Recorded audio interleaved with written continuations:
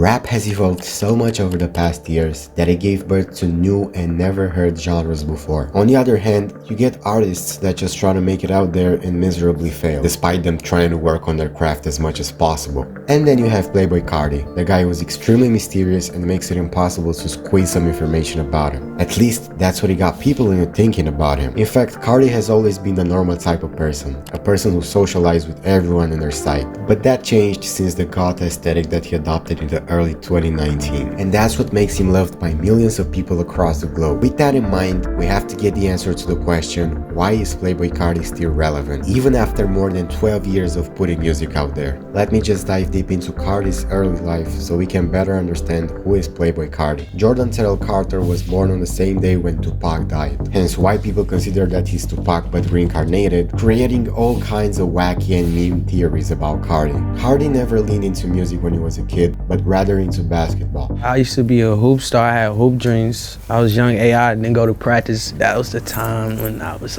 really ducking, scoring. It was really hoop life with no rap. I was really on the court balling, really balling, been balling. I was just doing other. I used to smoke before I go to practice, get on the court, drop 30 on. It's crazy. Had the city going wild. AI was my favorite player. Michael Jordan, Tracy McGrady, Vince Carter, hood classics, man. I'm really off basketball now. It's quiet for basketball. That was his biggest dream, to become an NBA star. What's really crazy is that he used to compare himself to Allen Iverson, and that showed how much confident he is in persuading his dream, although it didn't work out. He played one game with his team North Springs against Sequoia, but they lost to Sequoia. And even though Carti said he used to score 30s on the court, he got only 5 points. And afterwards, Carti got into an argument with his coach that made him leave the team and not go to school anymore, to make music and work at H&M. He also had a backup plan in case music didn't work out. He wanted to be a journalist as seen on his press pass from high school. And the story is not even done yet. When you're an upcoming rapper, having a second job is somewhat good, so that you won't starve to death in a couple of days. But Carti did not like the idea of having this kind of underground rapper swag, so he quit H&M and focused only on music. I'm still at school working at H&M. But anyway, I'm like this. I picked up some Xanax before I came I'm like, what the f? I don't want to work here no more. Coming to the job, princess, look, like this. Yo, you Carti? Yeah, bro, that song you got fire as fuck. How long you been working here? That don't sound right, bro. And that's the time when Broke Boy started to get some buzz on the internet and make people appreciate Carti more. Father, the rapper, invited Carti to his music collective, Awful Records, that was destined to promote small artists and propel them to success. However, there is something that not many people know about Awful Records. To clear up years of confusion, when we started in 2014, we were a collective, not a legal label. He was crew, but none of us were on paper. The day we were about to make Carti an offer to make it official, Ian caught wind and ASAP flew him to New York immediately and signed him to OJ. In other words, Carti was never signed, was he? Nah, just business. If OVO offered me a deal, I would dip too. Carti basically had the opportunity to rise up from the underground and work with ASAP Rocky and the whole ASAP mob, who further signed Carti to OJ, his own creative collective. I couldn't even talk to him at first. I was so nervous, you know what I'm saying? I really start having the butterflies and stuff, to this day, you know what I'm saying? Because it's that man, he crazy, he different, you know what I'm saying? Yeah, man. Yeah, so when I met him and he told me that he liked my music, I'm like, what? Who showed you this? You know what I mean? I'm from the flat, I'm from Fairburn, Georgia, not East Atlanta, South Atlanta. How this man know my stuff from Harlem?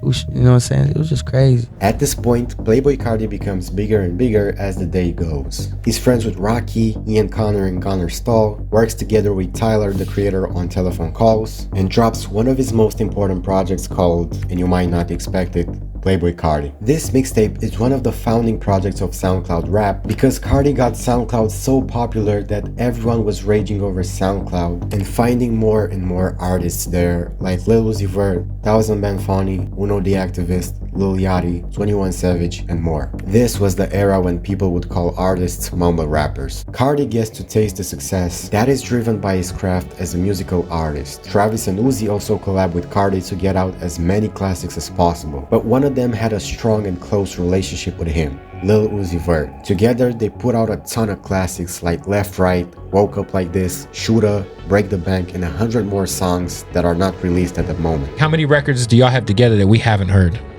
That are just sitting on a hard drive somewhere? Like 100. 100? Yeah. Jesus. We've been recording since like 2015, you know what I'm saying? So we just like, we know what we gotta do. We know what we capable of. It is what it is. That's like 10 albums worth for the record. Yeah. Although Carti had the pleasure to taste the success, one person changed Carti's life for good. Pierre was one of the biggest producers out in that era because of his iconic producer tag. Yo, Pierre, you wanna come out here? And because Pierre was constantly working with Carti, they worked together on the song that got Carti on the Billboard Top 100, Magnolia. Magnolia was essentially a fresh breath of air for the music industry back in 2017. Carefree lifestyle, shooting cops and ops, all contributing to how the song sounds. On the other part of things, Pierre confessed that the beat for Magnolia was actually meant to be used by him. I recorded Magnolia. Like, nobody really knows that shit, but I recorded that shit. So being in Atlanta, you will hear Carti. He from Atlanta. He was lit way before I met his ass. So I heard his music before. Broke Boy was hard as fuck. Like, I heard Carti. I just didn't know that he did my beat until after the fact. It was on the internet. It was like an academics post. And I was going to the studio and I seen K Supreme. And K Supreme told me, yo, Carti did your beat. I gave him the beat. And I was just like, I got mad. I was like, what the f? Cause like, I be big on communication.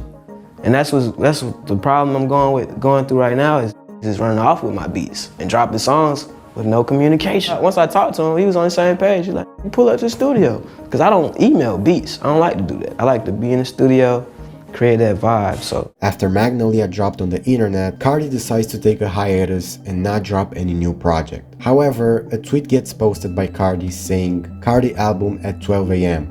Okay, that's it. No promo, no big announcement, no nothing. Just telling his fans that he's going to drop a new album. That's how Dial It suddenly dropped on streaming services. It consists of 19 tracks with features from Young Nudy and Skepta to Travis, Uzi, Chief Keef, Gunna, Thug, and Bryson Tiller. Pierre single-handedly carried the album, producing 15 out of the 19 tracks, most of them still being listened to even today. Once again, he stops from getting out any new project, but only until 2019, when he announced the most awaited project from his catalog, Whole Lotta Rat. I just got some money, so you know what I mean? I'm trying to drop my in the next 60 days. I feel like we worked too hard for this moment, so I'm gonna do this no features, just all me.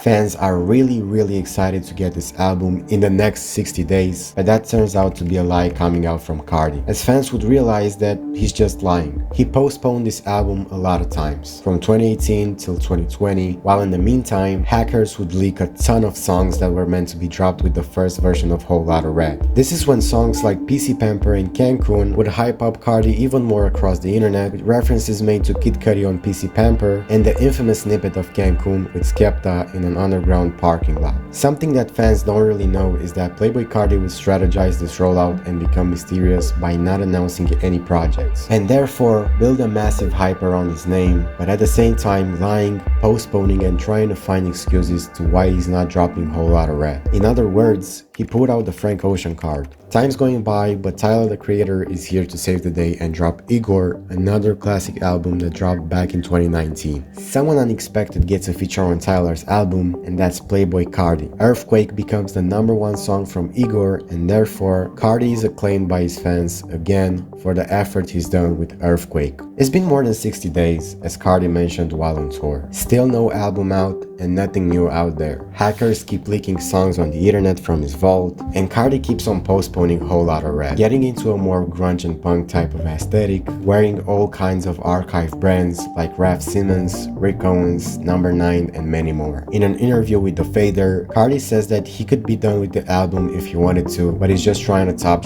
and he might make the hardest song tomorrow. We're in 2020 and Carti has finally woke up from hibernation. Mac finally gets released on 16th April, marking Carti's first solo release after a 2-year hiatus. As usual, the fans were excited for Mac, and you can see Carti's new aesthetic flowing through the video directed by him. A couple of months go by and Carti gets featured on GQ's magazine, where GQ asked him if Whole Lotta Red will come that year. Carti said, "We'll see." Meanwhile, Carti is seen on Instagram posting all kinds of photos with him and saying that he turned the album in. Carti then gets people to spray billboards around Los Angeles that said Whole Lotta Red will drop on Christmas, or Whole Lotta Red, the world will be red soon. The rollout continues on, with Carti dropping snippets over snippets on Instagram and vibing to Whole Lotta Red. Lil Yachty also drops Flex Up with Future and Carti, stirring up the hype more and more. And the big day comes. Whole Lotta Red is out, but people didn't expect this kind of sound. They all thought this punk-directed album was bad and started to hate it since the first minutes of dropping. But today, everyone changed their minds and now they love Whole Lotta Red. This whole controversy even created a new word called the Whole Lotta Red effect,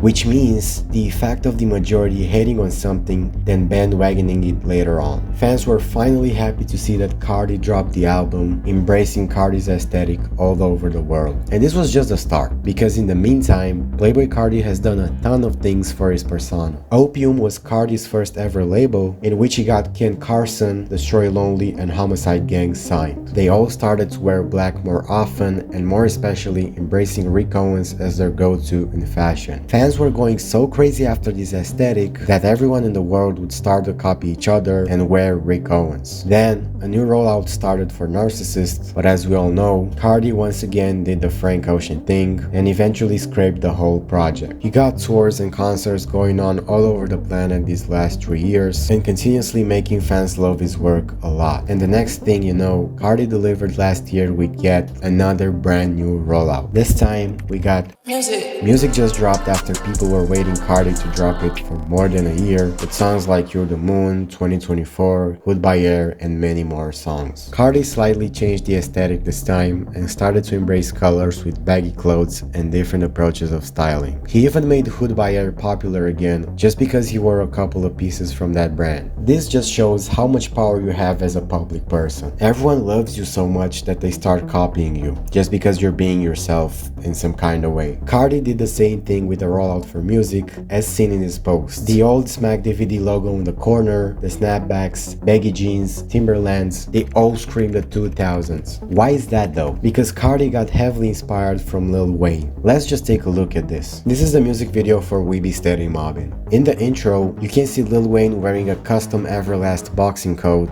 which says I am music on the back. Same font as Carti's YouTube banner. Even the artwork from Carti's Instagram is inspired from one of Lil Wayne's old mixtapes, Dedication 3. But after all these albums dropped, all the songs out there on the internet, and the hype surrounding Carti, we finally get to know the answer of this question. Why is Playboi Carti still relevant? Well, it's obvious. He reinvented himself. He's not stuck into the old SoundCloud, cloud rap, or trap sound anymore. Back in 2018-2019, Carti realized that he can't stay stuck in this music loop and do the same stuff, right? So he chose to change and experiment with music and deliver for his fans in a different way. Rage is the new sound for Carti and the Opium Collective. At the same time, we can say that Kanye had a massive impact upon Carti, and if it wasn't for Kanye, we would probably never have the chance to see this punk aesthetic coming from Carti. Uzi the future.